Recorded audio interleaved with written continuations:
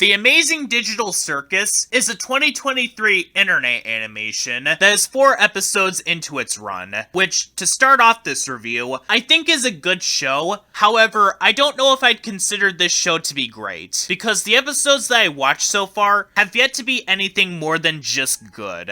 But in comparison to the past couple of shows that I reviewed, I do think that this one is a noticeable breath of fresh air in comparison, though that might end up changing soon, because the show is only 4 episodes into its run, and according to the creator of the show, Gooseworks, the show is only going to have 9 episodes, so if the show ends up getting better by then, or if I end up having more to say about the next 5 episodes, I may end up doing a regular Sean's Network Reviews episode on this show, and then I'll give my final judgment on the series. Yeah, full disclosure, just like Camp Coral and Zig and Sharko, because the show is still ongoing, this is only half of a full-on Sean's Network Reviews episode. Because in order to qualify as one, the show needs to have finished its run, or have too many episodes to just make it one Sean's Network Reviews video, which is what I'll be doing when I get around to shows like Fairly OddParents or Miraculous Ladybug. Or the season of a show has to be the standard length of an animated series, like what I plan on doing when I get around to JoJo's Bizarre Adventure. And because The Amazing Digital Circus is going to take a while before it gets finished, I might as well do a review on how the show is so far. So to get things started, what is this show about, at least as of episode 4? This show revolves around a girl named Pomni. She gets thrown into an extremely unfortunate situation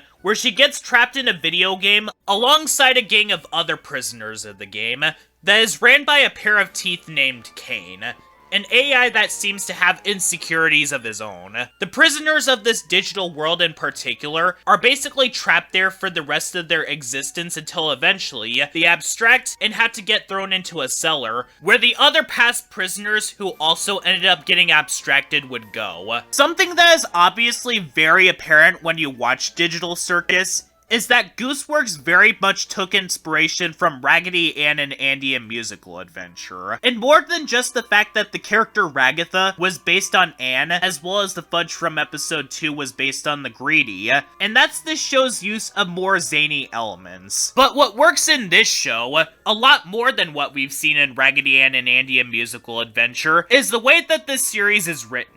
The show is very aware that it's set in a world where anything can happen, so it leads the series to be more believable with everything that it throws in. If you watched my review on Raggedy Ann and Andy: A Musical Adventure, I pointed out how because of the fact that the film was set in the real world, and that was supposed to be the Toy Story and not the Alice in Wonderland, the movie made a ton of decisions that completely went against itself. And it very much reeks of being enjoyable out of context, rather than being enjoyable in context. In and out of context, the best way to sum up Digital Circus is that it's kind of a cross between Raggedy Ann and Andy: A Musical Adventure and Code Lyoko. This show doesn't get nearly as dark as Code Lyoko does. I don't think that there's any show that will get as dark as that show, but it shares a similar feeling as Raggedy Ann and Andy: A Musical Adventure in the existential feeling that it emanates from itself. The closest that it ever gets to doing something like this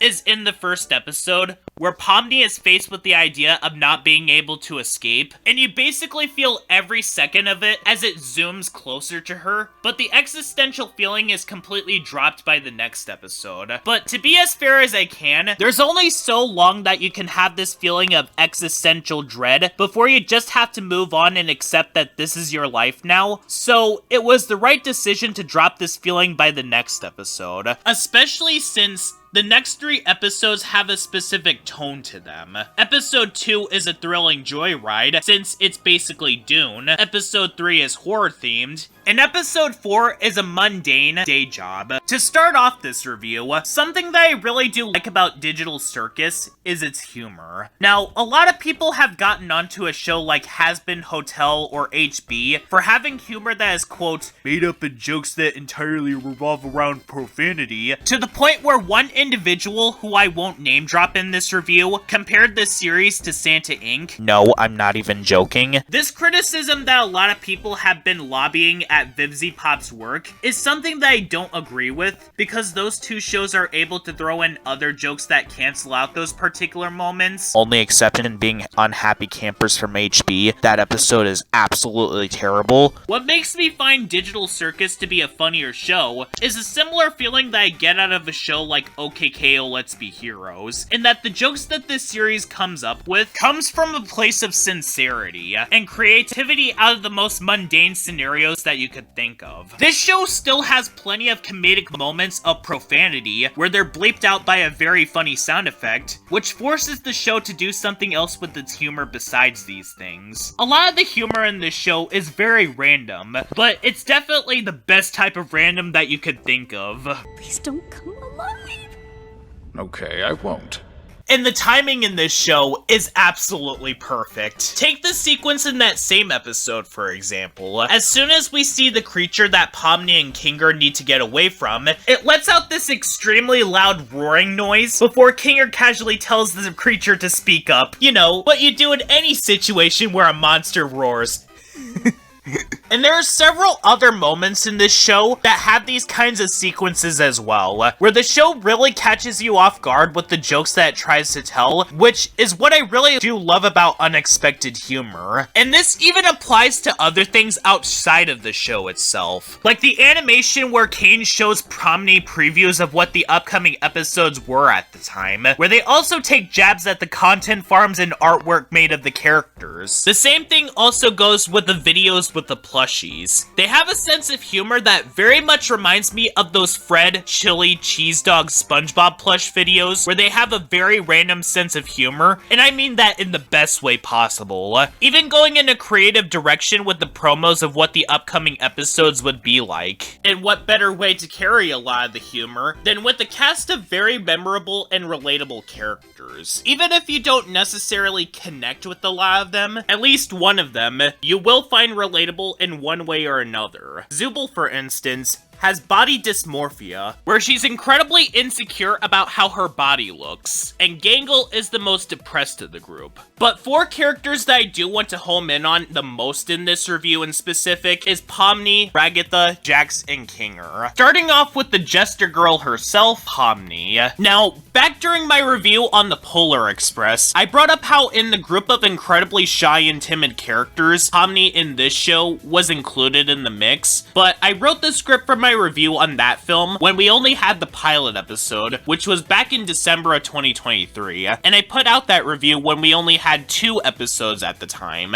Now that we have episodes 3 and 4, I can confirm that Pomni has a lot more to her character than meets the eye. She is still a very timid character, often getting jumpy when something unexpected happens, but she does have points where if someone like Jax messes with her or another thing pushes her too far, she really snaps. She also has points where she gets surprisingly sarcastic, and that was quite a sight to see. Okay, cool, that's great. I love these adventures. It's locked. It's locked, of course! It's locked! I love that it's locked! And whenever the show takes a moment to focus on things other than Pomni freaking out, she shows that she's an incredibly sweet character that you can definitely show sympathy towards. Pomni is not my favorite character in any piece of media. Shantae is a better character for her wonderful design, personality, and voice work by Christina V. And Mitsuki from Kappa Mikey is my favorite timid character in animation since she's sympathetic and seems to not have a bad bone in her body, but Pomni is my favorite character in the series. Next, there's Ragatha. She basically has a lot of the things that I also like about Pomni, being a kind-hearted character that you could relate to. However, where Pomni has plenty of moments where she's able to snap at someone who did something to her, Ragatha seems to have a specific flaw about herself that I can assure you will end up getting explored later on. We already explored Zooble, Kinger, and Gangle in episodes 3 and 4, but when it comes to Ragatha, the flaw that she has comes from a place of generally suppressing her emotions. actions. She clearly doesn't want to hold grudges against anyone, nor does she want people to be upset with her in any way. She does this towards Jax, but that's a bit understandable because Jax is a jerk a lot of the time. But she suppresses her thoughts on the other characters, which is incredibly relatable because a lot of people have gone through these kinds of situations of something that either happened in their past or because of insecurities. And we see a glimpse of it in episode 4, where Ragatha becomes all drunk because of stupid sauce getting in her eyes. The episode in general was a very unlucky episode for her, because they start off that adventure by having Jax throw her in the deep fryer, and she's flailing around while Gangle calls Kane to suggest a punishment if the employees do a bad job. Kinger has this thing where he's unable to properly concentrate unless he's surrounded in darkness. And there's also this theory that I've heard from another YouTuber named Finn the Pony, stating that Kinger was the original developer on the Digital Circus game until he and his wife got thrown into the game by the company that owns it, which completely comes to light in episode 3, where Kinger briefly states that he did 7 years of computer science for this, huh? potentially hinting at where the series is gonna go, which I'm very excited to see. And Jax is one of the best examples of a jerky character that I can ever think of. Now, most of the time, characters like these don't work because oftentimes, more or less, they end up being far more unlikable than the antagonist characters that the products wants us to feel scorn towards, or they'd end up being used as nothing more than the plot device. Jax is completely different. Because while yes, he does some abjectly horrible things in these first few episodes, including pushing Gangle down and lying about Kaufmo being fine in the pilot episode, when he's not, but for the most part, he's not really used all that much as a plot device, and a lot of the things that he does in these episodes is due to apathy and a sense of not caring all that much about what he does. And well, if you are stuck in a digital world where there's rarely, if ever, really consequences for what you do, you too would either do what Jax does in this show, or constantly be on edge like how Pomni is in this show. And unlike in shows like Ollie's Pack and Robot Boy, any and all harm that Jax does to others aren't going to really affect anyone long term, because this is a digital world, and none of the characters that Jax ends up putting in danger are real at all. And other moments from him are absolutely hilarious. Wait, Pomni's not even here? Wasn't this whole thing for her? Be quiet. I can't hear the escalator. Which makes it all the more cathartic when we see Jax get the short end of the stick in episodes 3 and 4. Heck, episode 4 is the first time that we've ever seen Jax get legitimately angry in this series. Are you kidding me? Hey, Gangle! I think the clock's broken. Uh-huh. Serves you right for acting like such a jerk, Jax. However, with all that being said and done, The Amazing Digital Circus is far from being a perfect show. Granted, every animated show that I reviewed so far on my channel, even the ones that I've liked, have had their share of problems here and there. One of the main issues that I do have with The Amazing Digital Circus is that the episodes do feel like they go by way too quickly. I know that this is kind of a weird thing for me to point out, considering the fact that I've gotten onto shows like Ollie's Pack for its rush pacing that it gives out for each episode, and well, The Amazing Digital Circus usually has each of its episodes go up to 27 minutes or shorter, depending on the runtime of each of them. And what I mean by going by way too quickly, I'm talking about the fact that certain episodes would often build something up before they'd speed through it immediately. Episodes 2 and 3 are good examples where I'm coming from, where the direction they want to go is very sped up when they're shown in the series, with the best paced episode being episode 4, but that might be because of the fact that, in general, episode 4 is a very mundane episode, so they're able to execute what they wanted to do in the amount of time that they were given. And episode 4 is still kind of a step down from episode 3, because that moment where Pomni and Kinger take a moment to talk to each other really was beautiful. Though this might be because of growing pains with the series, because each episode had been better than the last so far. Getting up to the point that, if I'm being honest, I think the pilot episode is the weakest of the show so far. I mean, as first episodes go, it does at least introduces characters to the audience, and the characters are as consistent here as they are in the other 3 episodes. It was the pilot episode, and the characters do less here than in the other 3.